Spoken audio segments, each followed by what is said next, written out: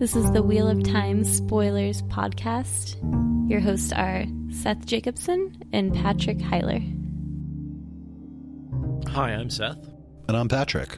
We are starting up Chapter 16 of The Fires of Heaven, An Unexpected Offer, and our symbol is the sunburst. Sunlight creeping through the window woke Nynaeve. For a moment, she lay sprawled atop the striped coverlet. Elayne lay sleeping in the other bed. The early morning was already warm, and the night had not been much better, but that was not the reason Nynaeve's shift was twisted and sweaty. Her dreams after discussing what she had seen with Elayne had not been good.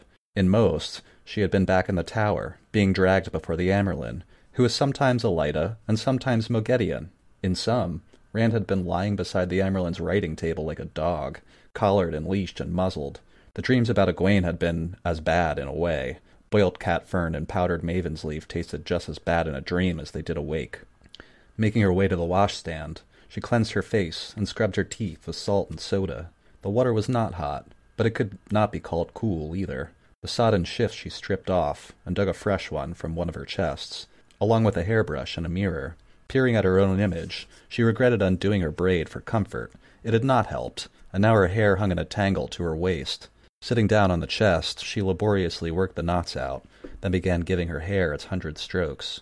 3 scratches ran down her neck and disappeared beneath her shift.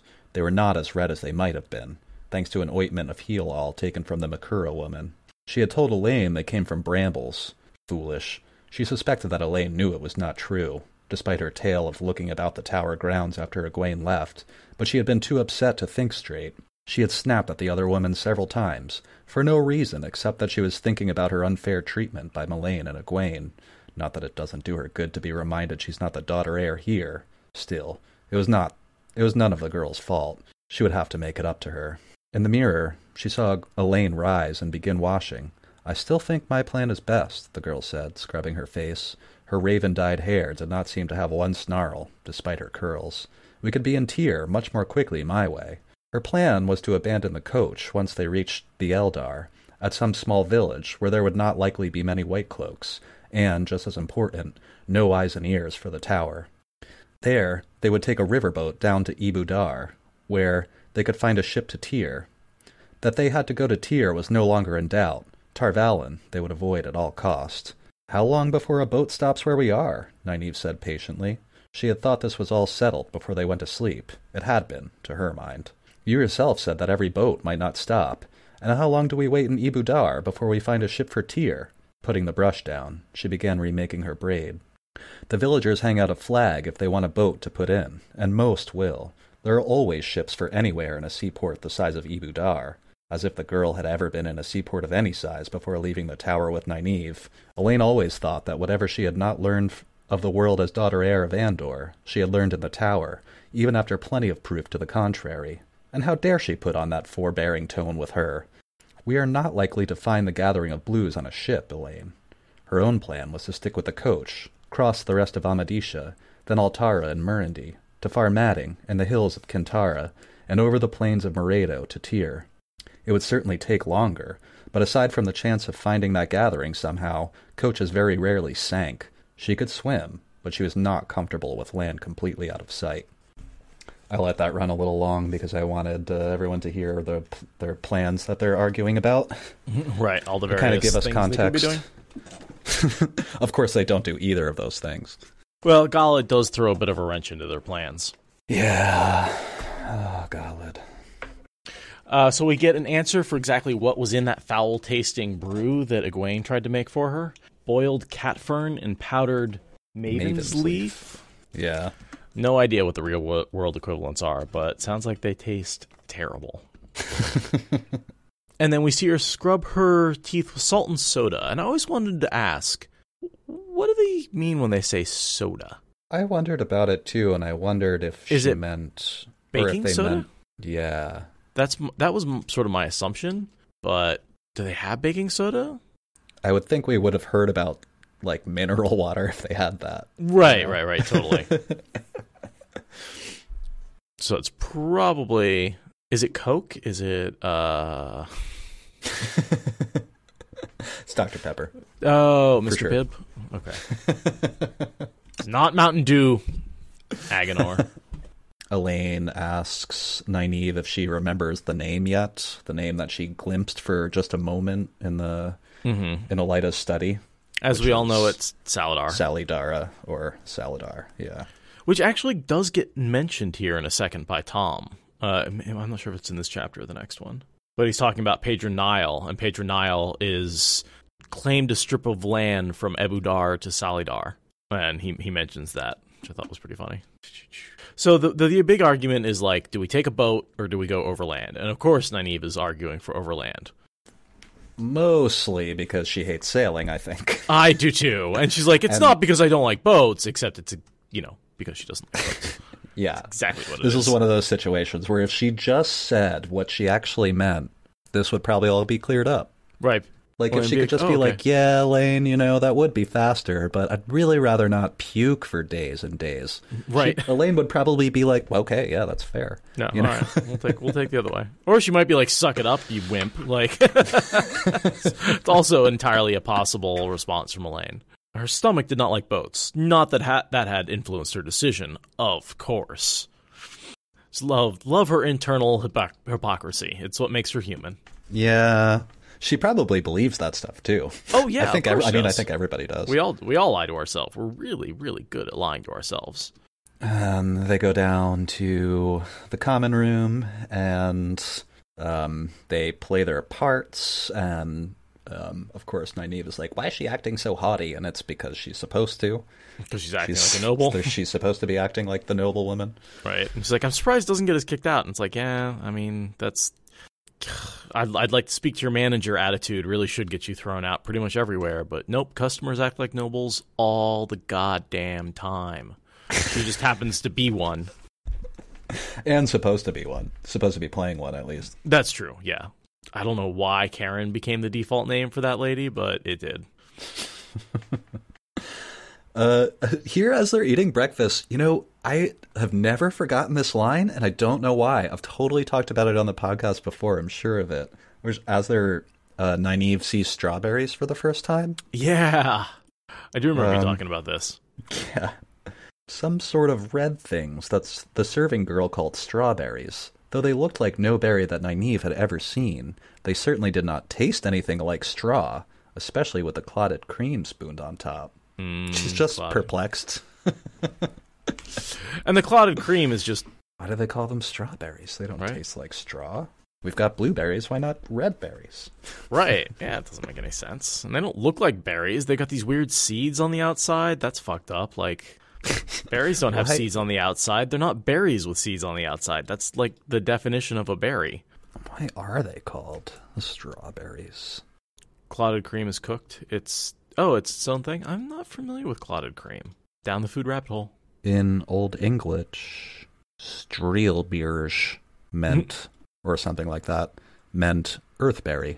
And in Old English, it was a reference to the color, earth, like a red berry. Oh, like red earth, like red clay. Yeah. Thanks, Google. Thanks, Google. Thanks, Obama. They're sitting there. Nynaeve is quietly sitting while Elayne very slowly carves a pear with a knife, and she's like, can't she do that faster, and being all annoyed or whatever. Yeah, I didn't really get that. Why is she annoyed? It's not like they have anywhere to go, right? I don't know. She's always kind of like that. She's just slightly irritable all the time. Well, I feel like part of that is she's always deliberately on edge. She puts herself on edge so she can get angry quickly if she has to channel.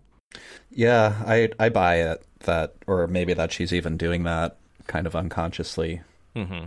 She knows somehow that she's more effective when she's angry. Oh, totally. And that's why she's always carrying around the goosement berries, because she's like, ugh, I just have to constantly get angry if I want to be channeling. And that essentially she's always triggering that fight or flight response, and so she ends up with constant stress and ulcers, right? Although I guess technically ulcers aren't caused by stress, they're caused by a bacteria, as we found out when, I forget who the guy was who was he won the Nobel Prize by infecting himself and then curing himself of ulcers. And they're like, oh, it is a bacteria. Cool. Yeah, although I wouldn't overlook stress as a cause to this stuff. Somehow it seems to correlate.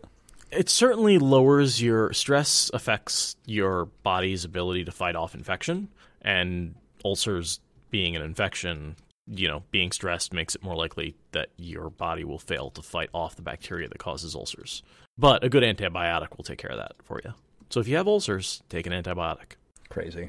Yeah, and it just works. Because there's some cute interactions between, as Elayne is eating, she drops her knife to the table. Suddenly, Elaine's eyes went wide with shock, and the short knife clattered to the table. Nynaeve's head whipped around to find a man taking a bench on the other side of the table. Oh yes, Galad, the pretty one. The brother of the Dragon Reborn. Nynaeve's brain melts for a second, but she manages to pull it together. She's like, oh, mom, hamana. That's a cutie. Well, and I think oftentimes we underestimate just how attractive Rand is, because he is the half-brother of Galad, and they do look a lot alike. Yeah. But perhaps, as Galad grew up in a palace and Rand grew up on a farm, perhaps there's a bit of refinement to Galad's features that maybe Rand doesn't have. Maybe they're a little rougher just from working on a farm his whole life. Oh, yeah, I definitely think so. And I feel like as the boys journeyed across the Westlands, I always imagine their bodies changing, Oh, yeah, definitely. As they train with parents training with the axe, Rand's training with the sword, they're doing a lot more walking, all that sort of stuff. And I'm sure working hard at the farm or at the forges, prepared them to walk across the country. But after this, Rand trains every day, hours and hours, just working with that sword. And he walks across the country, a couple times. Yeah, it's hard to really figure out how much walking he does just because he of all the freaking traveling. runs to Tyr, That's true. 1,000 miles on foot or something. Yeah, it's a long way. And that's after he's crossed from the two rivers to Caemlyn, right? So yeah, there's just been a lot of walking and riding and traveling for these folks. Although that's about to become a thing of the past pretty quickly. God. He would walk 500 miles and he would walk 500 more. He sure did.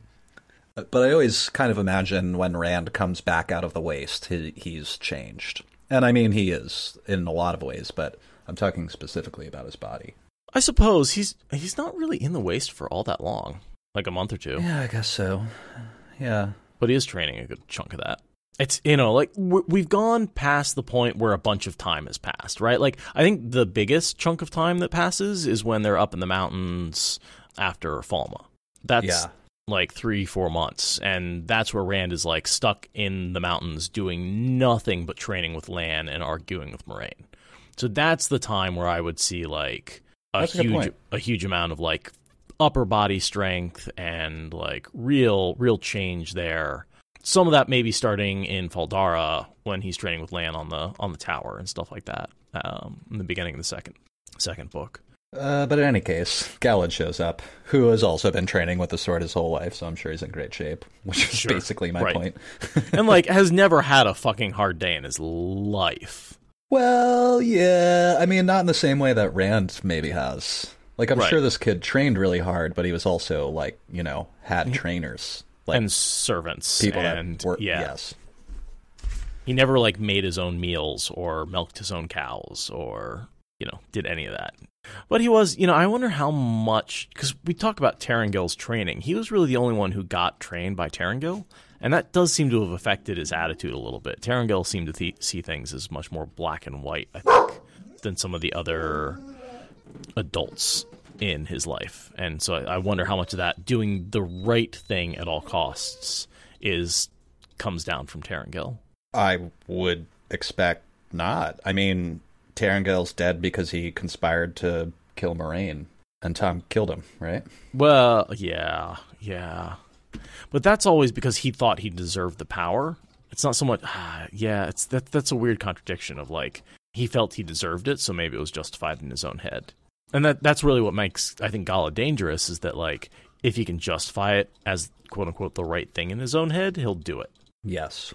Even if there's, consequences where the rest of us would, be ooh, no, I'm not going to do that. That has, terrible, terrible consequences. And he's but it's the right thing. It's yeah, but... Okay, shielded Rand and Galad get in a fight. Who wins? In like a sword fight? Does anybody want to vote? Yeah. I just want to see what people say. Here's my question. Is this pre-Golden Threads Rand or post-Golden Threads Rand? I feel like it's got to be pre, because post Golden Threads Rand is a god. Like, it, you can't really... It's not really a fair fight. He's just got all of Lewis Theron's sword fighting abilities. Yeah, and he can, like, flex his will on the world and change things. Okay, well, assuming he's not doing that. But, like... That's why I want to say, like, shielded Rand, Okay. And just Rand. With both hands. Yeah. Rand gets 2 hands. Okay. They both have 2.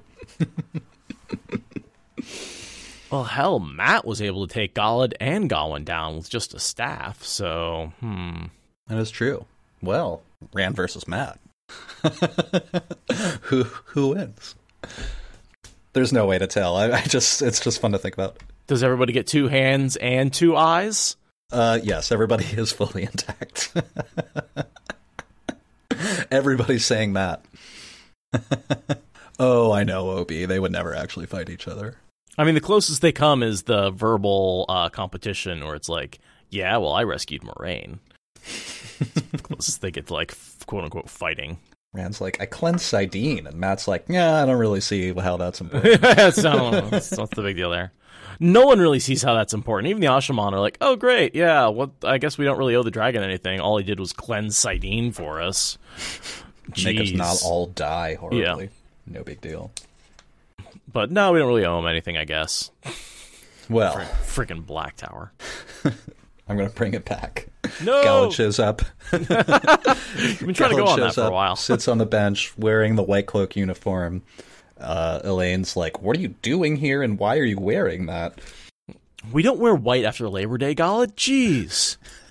Galad's like, I'm a child of the light now. And Elayne's like, yeah, wait until Mom finds out. And he's like, shut up.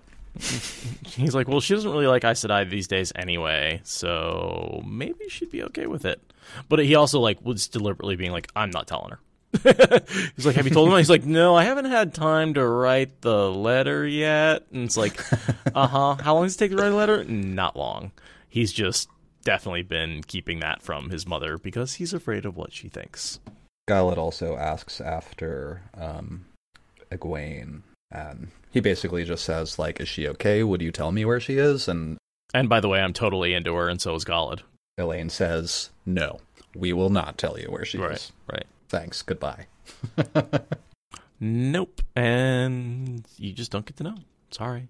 Elayne asks after Gawain, and they're in a bar where there are other White Cloaks sitting, so they have to be careful, and Galad says, he remains in the north. That is duties there, or whatever, which they all understand means Tar Valon, but you can't say that here. And that means he's still part of the younglings. He's basically stayed with Elaida, and she's like, he couldn't possibly stay with us. Like, yes, don't worry, Gawain can make the worst possible decision. It's entirely plausible. Yeah. Don't doubt it. He will fuck things up. This is a good point to bring up that toward the end of this conversation, Galad tells them a little bit about what has been going on in Tar Valon. And Nynaeve and Elayne are aghast. They had suspected that there was a little bit of stilling going on, but they hadn't confirmed it. Even though, like... And it's hard to believe. Like, that's not where their head's going to go first. Like, probably still been executed, NBD. That's not... It's kind of a big deal. Yeah, I mean, because they knew there was a new Amyrlin. They just weren't sure why. And so they had suspected that it was because of the Dragon Reborn, that she was in trouble for that. So it wasn't, like, totally out of the blue. They had sort of reasoned that out as a possibility, but, like, having it confirmed was like... Ooh, yeah. That is a big deal. And we see this conversation from Nynaeve's perspective. She figures out very quickly that it was about Rand, because she knows Siuan knew about Rand and then was stilled and executed. And figured out that it's Elaida, and she knows Elaida kind of knew about Rand with the prophecy, and like... Yeah, she's worried, and she knows that now there's no chance, directly from the book, if there had ever been any small hope that the tower might not oppose him, it was gone, without Siuan as the Amyrlin. Absolutely, and a Red in charge. Yeah. That's the real issue, is you've got a freaking red Aja going. It's like, why in the God's name, and I never really got this, would you put the red Aja in charge when you have to deal with a man who can channel? And I guess it's just the... That is why, I get it. I get that, like, that's why. Oh, yeah, but... Tradition. Discord is yelling because of the Black Aja. Oh, well, of course, yes. That's the actual answer. That's the actual answer, yes. But from the outside, it's like, you're messing it all up. You blew it all up, you maniacs. No, and I get that, the Reds deal with men, and, like, they do come to a point, you know, in the Black Tower where the Reds are able to bond the men and sort of approach dealing with men in a more humane way. But right now, the only way they figured out how to deal with men is to still them and kill them. And so there's sort of that... Yeah, there is no way to deal with them, really. Yeah, and so it seems like it's evil, but it is necessary. And I think that's where the Red often gets this really bad reputation as, like, men-hating, like, blah, blah, blah, blah, blah. But that's not what they're there for. They're there to prevent the destruction of civilization and the rebreaking of the world due to men going insane. And that's a necessary function. Sure. It just happens to be, like, the Slytherin, a hotbed of evil fuckers. I wanted to give Galad some credit here, too, because he has no idea what's going on. Nynaeve and Elayne are annoyed by his presence and everything, but Galad doesn't know what's happening. They won't tell him anything, so he's just concerned about them. He's like, at this point in the conversation, he says something like, I see my news has shocked you, and he basically says, I don't know how deeply you're meshed into Siuan's plot, but if you want to go home, I will take you right now. Like, she's gone. You don't have to worry about whatever this was all about. You can just go home, and everything's going to be fine. And he doesn't seem to want them to go to the tower, either. He said things like, you cannot know what has happened there, Elayne, he continued. All the corruption and vileness in that place bubbled to the top, as it had to. The woman who sent you away has been deposed. So he's worried about his sister. And he knows how tightly she was enmeshed with Siuan. And, like, don't go back to the place where the person you were tightly enmeshed with was still executed, right? Like, you may be in trouble. Yeah. Dude, you're a teenage girl. You shouldn't be out here right at all. You should be in school. Go home, yeah. Are you cutting class? Stop it. Because, like, that's the other thing. Like, we think about, like, oh, God, Queen Morghese should have just let Elayne be fine. And it's like, dude, she's a 16-year-old girl essentially going to high school, and they lost her. Like, you'd be pissed, too, if you're high school. Like, oh, we sent her on a field trip to another country, and we're not sure where she is. It's like, you'd be pissed. Pissed if they sent your kid off to do that kind of crap. Especially in a world where, like, there is real dangerous stuff, and, like, White Cloaks who want to kill women, although it's just this weird having Galad be a White Cloak, and having his mother be Queen Morghese, who was trained in the tower, is definitely... It's amazing it doesn't create bigger contradictions in his head earlier. It is sort of one of the final things that helps him become more human. Yeah, his own mother can channel. Right. Not well or much, but she can. And trained his in the sister, tower. who he does love, although he is an obnoxious person sometimes. Can be. Yeah, and, you know, brothers and sisters, you know. Uh-huh. He does really care about her. I guess that's the only point I'm really trying to make. I always do wonder if Galad is one of those who could learn to channel. I have speculated openly about that too, yeah. Because, I mean, it's in his blood. Right. It's almost surprising that neither Gawain or Galad does, or can. Just because everyone else in their family seems to be able to channel. Yeah, right. Their mother, their sister, their half-brother. I'm with you, Sakan. I've always wanted Galad to be a channeler. And there were a couple of places in the text that I have pointed to in the past where it almost looks like he might be channeling unknowingly, but it's really, I can't prove it. And I don't even think there's necessarily him channeling unknowingly as simply being someone who has the potential to learn, as opposed to someone with a spark, you know? Totally, yeah. And that if he'd, like, gone to the Black Tower and been tested, he may have been able to learn and become an Ashaman. Right, and that's where it's hard to know if someone is capable of learning, or if that's just... We don't really have a good test for that for male channelers, as far as I know. That's true, and because we just don't have very many examples at all, or, there's nothing to make a study of until we have the Black Tower, which is like 2 years before the world ends, basically, or probably less than that. Don't quote me on this timeline. I'm not sure.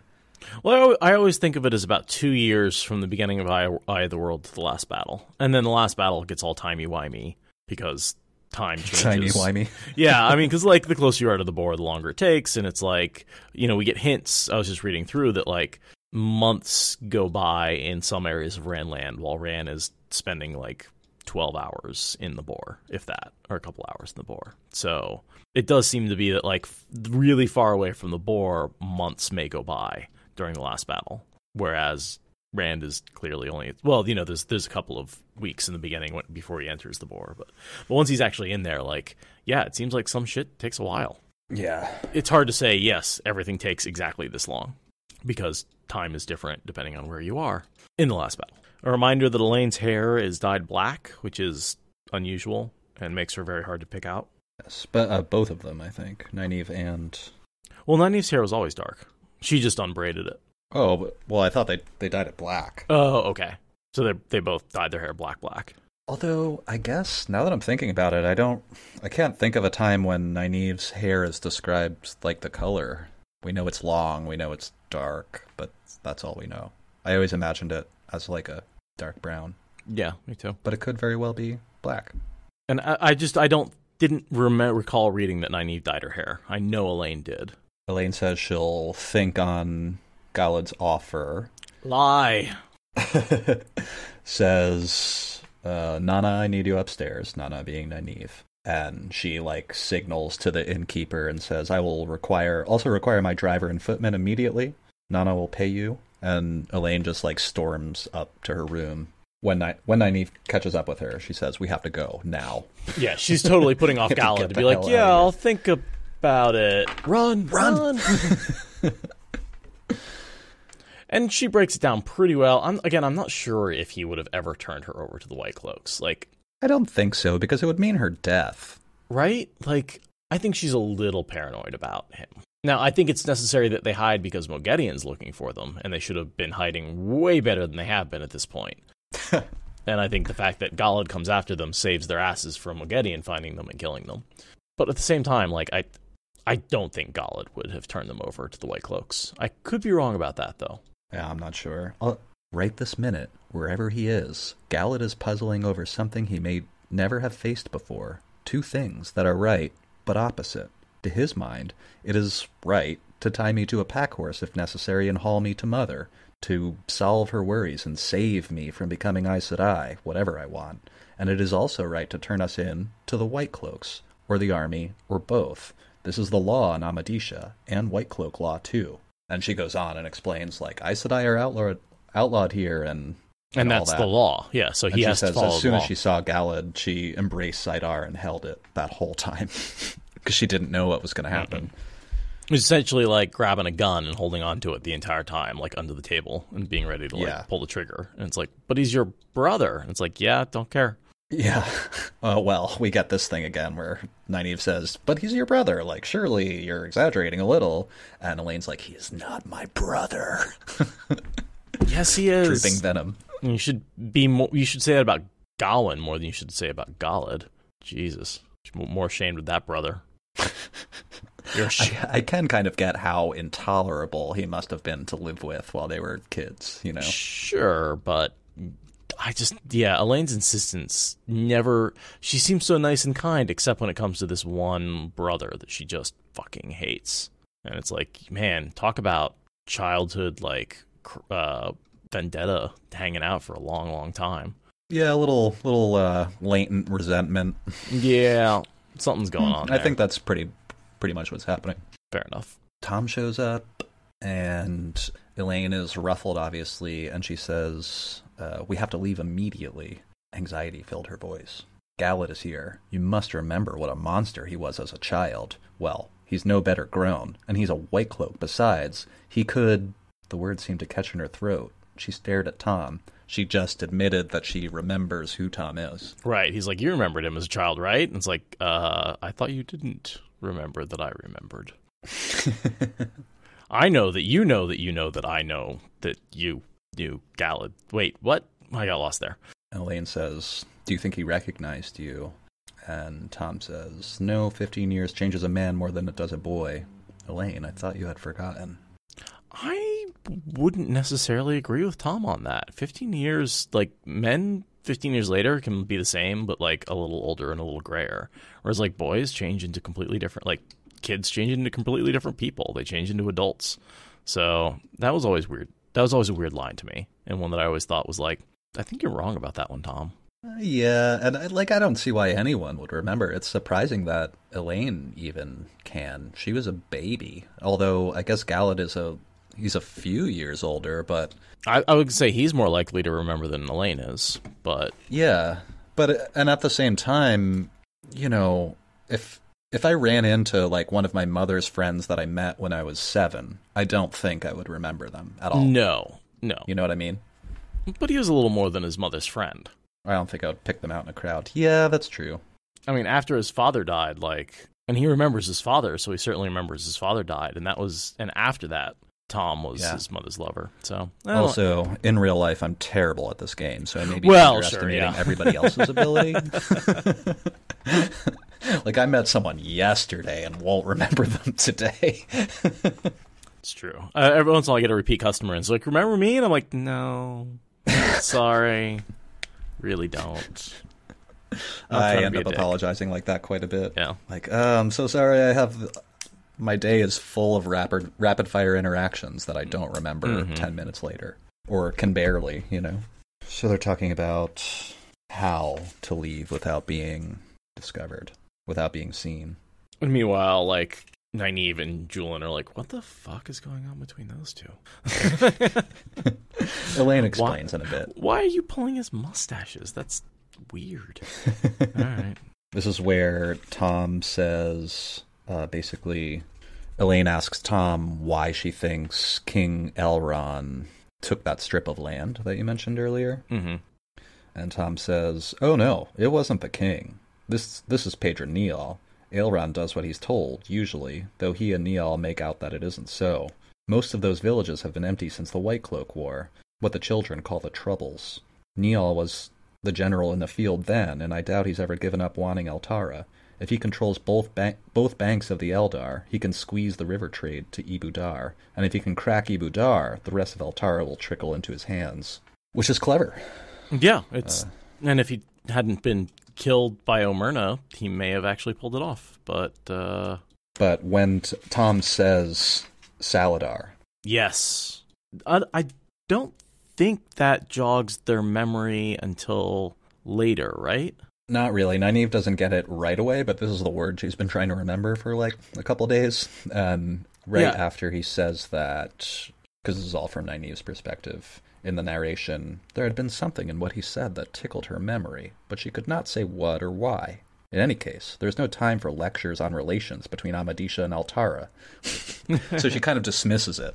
Like, right. She's like, we have to leave. Like, we have to get out of here. The word Saladar... nah, never mind. Not important. Yes, that was important. So, no, I've never really noticed that he mentioned Saladar here before. That was definitely a new discovery for me on this read-through. Because I'm like, oh, he's just talking about Pedron Niall. I'm like, oh, no, he actually mentions freaking Saladar. That's awesome. I had forgotten about this, that she, like, sees it in the dream world for a second, but she can't remember what was on the piece of paper, and I forgot this whole sequence. It reminds me a lot of the 5 or 6 story debate they have over the building with the Bowl of Winds in it, where they're constantly like, wait, did it have 5 stories or 6? And it's like, why didn't you just look at it in the world? Like... Because I just want it's because they debate over it for such a long time, and it's like it's just a fact. What are you talking about? The characters argue over how many stories are in the building? Right. So remember when they find the Bowl of Winds through Need? Vaguely, yeah. Yeah, and they're like, "Oh, we'll use Need to find it." Well, they finally walk into the building with the storeroom, and they're like, "Okay, this is the building with all the Terangrial in it, right?" And then they're like, okay, we can find this in the real world. And then when they go to Ibudar, they're arguing like, wait, did the building have 5 stories or 6? We didn't really pay attention, and all the buildings look the same. And so that's part of why they have to spend so much time wandering around through Ebu Dar looking for the Bowl of Winds, is they don't know what the building looks like. And I'm like, you were in the fucking building. Why didn't you just, like, count the stories? Like, it just drives me nuts every time, because they spend so long debating about it. Because they have different opinions. Like, I think Nynaeve thinks it's 5, and Elayne thinks it's 6, or vice versa. I gotcha. Yeah. So, and this is a similar type thing of, like, just pay attention, and then, like, if you just paid attention and read the letter, this wouldn't be a plot point. If I was in a building once, I might not remember how many floors there are in that building. Just, like, look at maps and find the area and, like, talk to, like, find somebody else. Like, I would have liked to have seen a plot point where they, like, actually find somebody from the blue and, like, inquire as to where the blues are gathering, and someone actually tells them what it is, as opposed to this, like, oh, I read it and then forgot it, and then someone mentioned the name of the place and that helped me remember, and I'm gonna, like, forget about it for a long time. And Siuan says you can't find the same thing by need twice. That's correct. Yeah, once you found it, you can't do it again.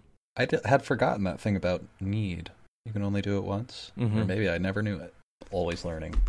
After they talk to Thom, they're questioning Julian and asking him what he's learned, and he says, I heard little. Thieves keep low around here, because the first offense is branding, second is losing your right hand, and the third is hanging. Welcome to an authoritarian government, run by the White Cloaks. Whether it's the king's crown or a loaf of bread. Yeah. I mean, the White Cloaks are basically dictators. The king himself has so little power, the White Cloaks have just taken over. Yeah. It's a nationless army. That happens to be stationed in this nation. Yeah, their headquarters are nearby. Right. And Julian goes on to say, and for the most part, they only wanted to talk about 2 things, whether the prophet is really coming to Amadisha, the way rumor says he is, and whether the town fathers might relent and let the traveling menagerie put on a show. Sienda is too far from the borders for smugglers to... She cut him off with peremptory satisfaction. That's it, the menagerie. Of course, Thom said, much too mildly. We can get Luca to bring the boar horses back, and make off while they destroy some more of the town. I don't know what you gave him, Nynaeve, but he threw a rock at us as we were driving off. But when they do go back, either at the end of this chapter or it's at the beginning of the next one, Luca tells them he actually threw the penny that Nynaeve gave him. Hell yeah. Freaking penny my ass. So that's one of those things where it's almost like it would have been less offensive if they were just sorry we can't spare anything. Right. Instead, oh, totally. She gives him 1 penny. It's like leaving a penny tip at a table. It's a fucking insult. Like, it just is. Like, you're saying something you're not just deliberate. Not leaving one. You're saying fuck statement. You is what you're saying.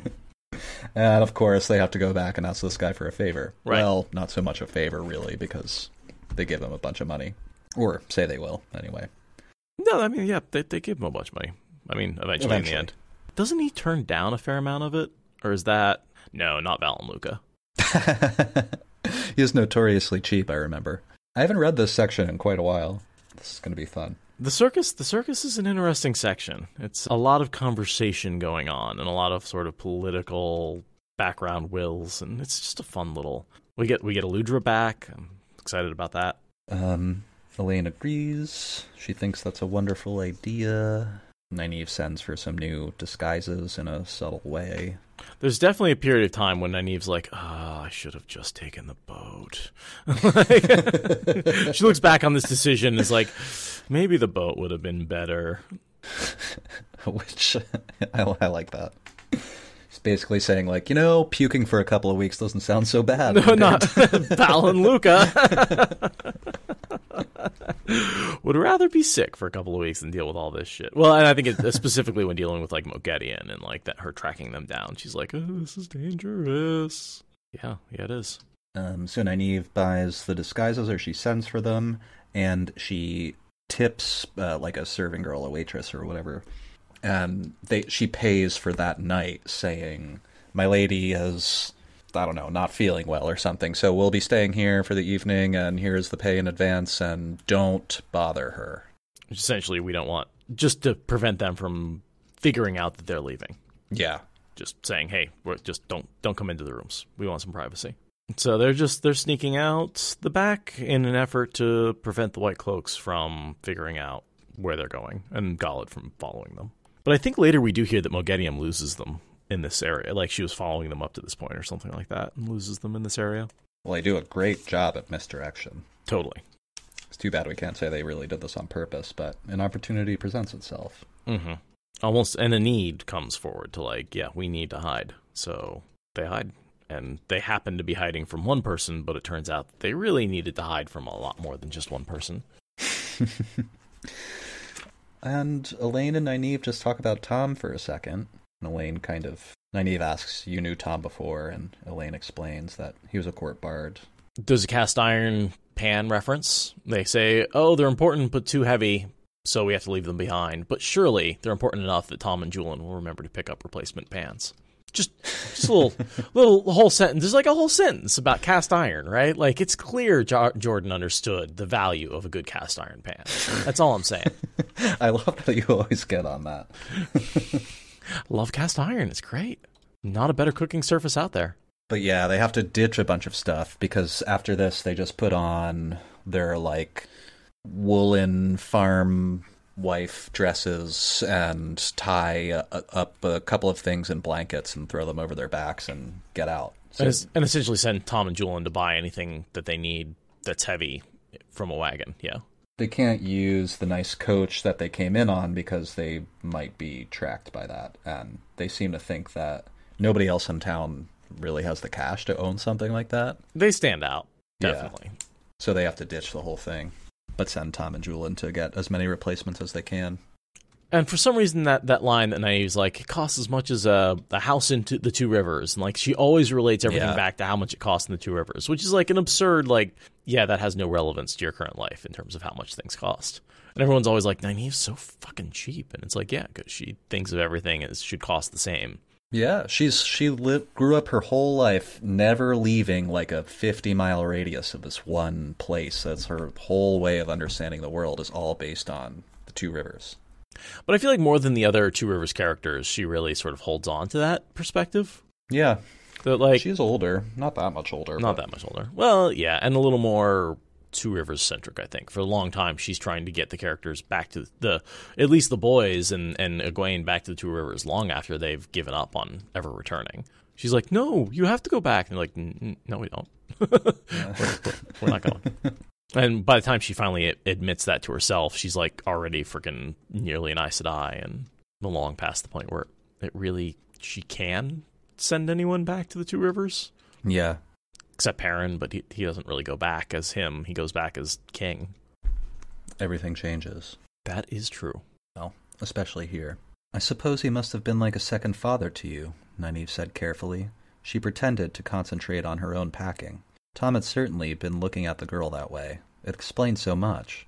I hardly think of him so. Elayne appeared intent on deciding how many silk shifts to take, but her eyes saddened. I cannot really remember my father. I was only a baby when he died. Gawain says he spent all of his time with Galad. Linny tried to make the best of it, but I know he never came to see Gawain or me in the nursery. He would have, I know, once we were old enough to teach things, like Galad, but he died. Nynaeve tried again. At least Thom is fit for a man of his age.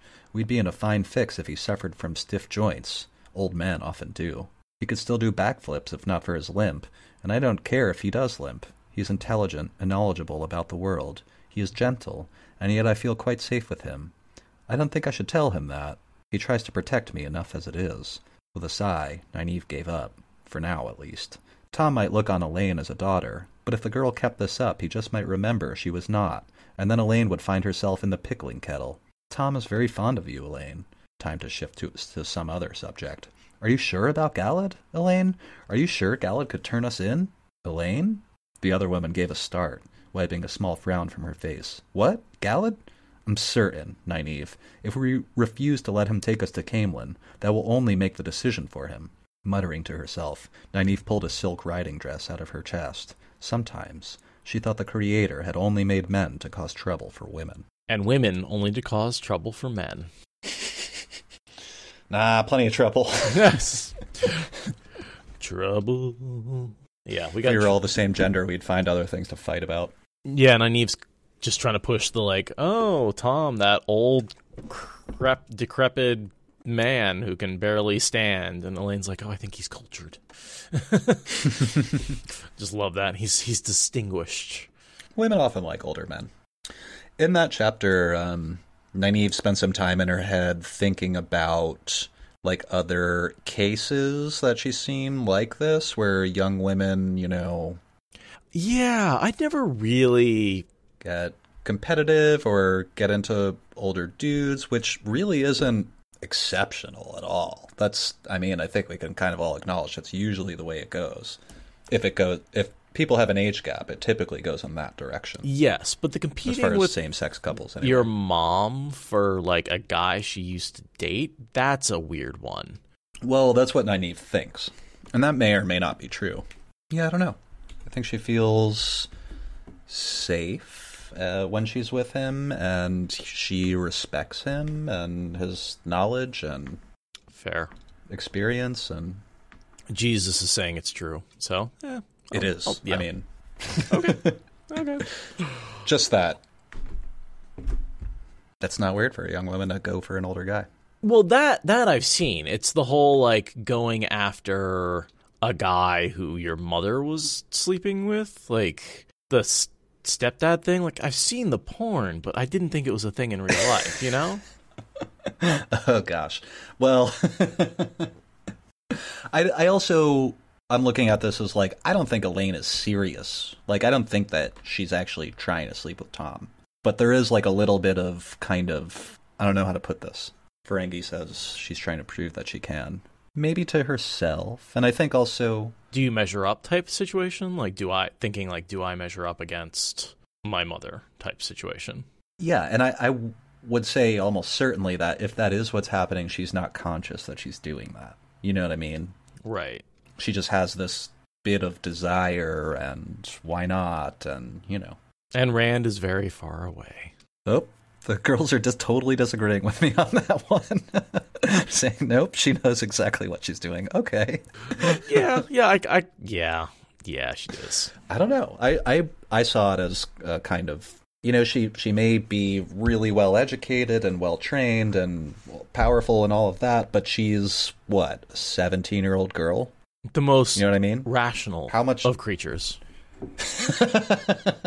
Yes. So who knows? I'll leave this to the people who have been a 17-year-old girl. And yeah, you and I really don't have a lot of good perspective on being a 17-year-old girl. It's really outside of our experience. 17-year-old boy, sure.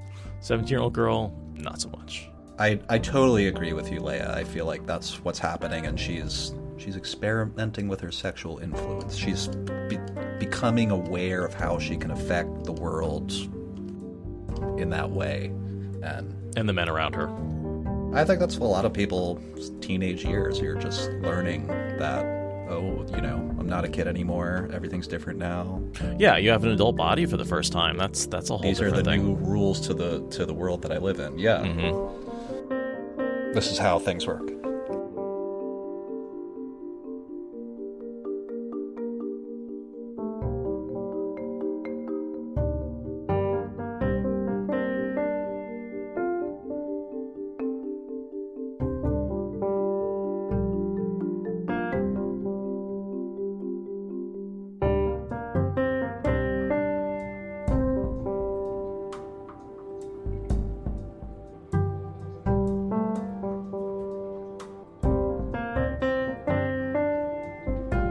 So you were saying something about...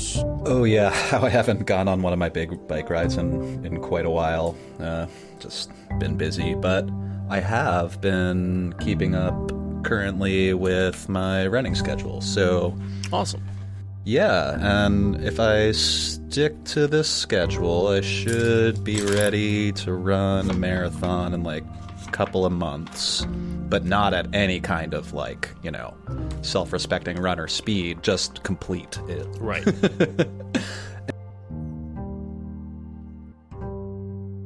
This has all been spurred on over the last year. When I threatened to, or I've said I always wanted to run in the Man vs. Horse marathon that takes place in Wales every year. While talking about the Aiel. Essentially, you want to be an Aiel, yeah. Yeah, so outrun a horse. Or at least run in the race. Like, I don't actually expect to win or anything, just to participate for fun. Outrun the slowest horse? Or maybe the slowest man, if anything. I don't know. Yeah, but I'd like to get there and at least train for it, because even if you never get to that level, at least you tried, and you'll benefit from having tried, you know? But it took me a while to, like, really get my feet under me and have, like, a good routine going that I stuck to every week. But I've been sticking to it the last month or so. Felt pretty good. I ran 4 miles last night. Nice. Which is, yeah, the biggest I've done in quite a while. I was doing, like, 1s, 2s, and 3s. But your legs are in decent shape and everything. It's not like you're coming up from nothing. Yeah. I've run half marathons before, but never a full marathon. The Man vs. Horse marathon is actually like 23 miles or something like that. Just slightly short of a marathon? Yeah. But I know there's one in Wales. I think there's a few in other parts of the world. Oh, well, the whole point is that I'm just happy to be on my program and feeling better, healthier. Lost some weight over the last month, and that's nice, too. Yeah, congratulations. I've also lost a bit of weight. I was not being good for quite a while. I don't know, because I'm not sure all that you were doing when you're hanging out with Julia. I mean, a lot of drinking. Yeah. Like, cooking together and, like, drunk cooking together. That's, like, a lot of fun. Yeah. You know what I mean? It's a lot of fun with that. But also just, like, go out to eat and then go for cocktails. You know how it goes. Especially in relationships, somehow. You want to do those nice things together, but then you end up, like, eating dinner when you ate a late lunch and you could have skipped it, you know? Right, totally. Totally. Have a drink when you're even not that into it, just because that's what is happening right now, you know? Right, and it's just calories on calories on calories. That I really don't need. No, yeah. Especially, I wasn't really exercising. I was just riding my bike a little bit around town, but that's it. Yeah, I think that would really actually help me a lot, is to, like, get in better shape. Because mostly, you know, I mean, I'm working and I'm on my feet, and that's something, and I do a lot of walking, but it helps the brain too. Yeah, I need to get back on the actual exercise bandwagon, because I was biking quite a bit there for a while to work, but now I'm just so close that's not even exercise. It's like more exercise to walk there. So yeah, I'm just sort of at a point where I guess I really sort of, other than my job, which is very physical, I haven't really been doing anything to keep my physical fitness up. Yeah. And cardio. Was that rule number 2? Right. I think rule number 1 is always... Rule number 1, I think, is always double tap, or is it the other way around? I can't remember. Does anyone know? Google Zombieland rules. All different kinds of rules, number 1. Zombielandrules.com is a website. Oh, of course it is. It's got to be. Oh, but this is like zombie... Oh, here it is. Rule number 1 is cardio. 2 is double tap. 3 is beware of bathrooms. So that's like, you know, I haven't actually seen the movie. I only know, like, all the memes. Oh, really? You should. Yeah. It's a pleasure. I mean, I love zombie movies. That's my understanding. Yeah. It's not like I'm against it. I just haven't gotten around to it, you know? I feel like it manages to be like a fairly serious zombie movie that sort of makes fun of itself in a way. Right. No, it hits like it's the so right... little self-aware. Mm-hmm. Well, yeah, of course. It's got the 3 freaking rules. Like, that's the most self-aware, like, zombie thing other than, like, House in the Woods. Like, that was extremely... Oh, I really hate Jesse Eisenberg. That's why I haven't watched it. Yep. That's why I always go, maybe not. Because he's just one of those guys who I have never found particularly fun to watch. Why do I not like him? Like, what is it about that guy that really bugs the crap out of me? I don't know. Wait, what's his name again? Jesse Eisenberg. He played Zuckerberg in that one. Like the terrible Lex Luthor. That's right. Terrible Lex Luthor. Oh, yeah. Wasn't this guy in... Is this the same guy as the kid in Juno? No. I should probably just ask Google. I'm already staring at Google. That's Michael Cera. Oh, no. Just a different curly-haired kid that's similar looking. Mm-hmm. And the Brooklyn Nine-Nine guy. Ooh, he's actually funny. Oh, yeah. I watched that for a while, way back. It was a funny show. Yeah, they're still coming out with quality episodes. Like, that's definitely worth watching if you can. Whoa, they're still making that? I had no idea they're still making that show. I've been watching much TV lately. Binging The Boys on Amazon. I've been trying to like check out Amazon stuff just because of the Wheel of Time. Yeah, you know, I have Prime, but I never watch anything on Amazon. I gotta recommend The Boys is really, really good. It's a fun sort of realistic take on what if superheroes were corrupt politicians and, you know, accidentally kill people and then have to pay them off and like not really do good things. Like if superheroes were actual people. Yeah. They'd just be like regular, but but like even worse than regular because like, you know, power corrupts type thing. Yeah. Yeah. It is a little gory, but I know that doesn't bother you. There's a couple of like it opens. Nah, not really. Yeah, it opens with a speeder running through this guy's girlfriend. And her just exploding in a gory, just like shower of blood all over him. So, you know, it's played up a little bit for comedic effect, but it's definitely like, ooh, that's pretty bloody. So, you know, it sort of takes that sort of, and then who's the guy called the Butcher? What's his name? I think he's a great actor who plays the Butcher. Carl Urban. Thank you. Thank you for listening to the Wheel of Time Spoilers podcast. Rate us in the Apple Podcast app or support us on Patreon. Is that good enough?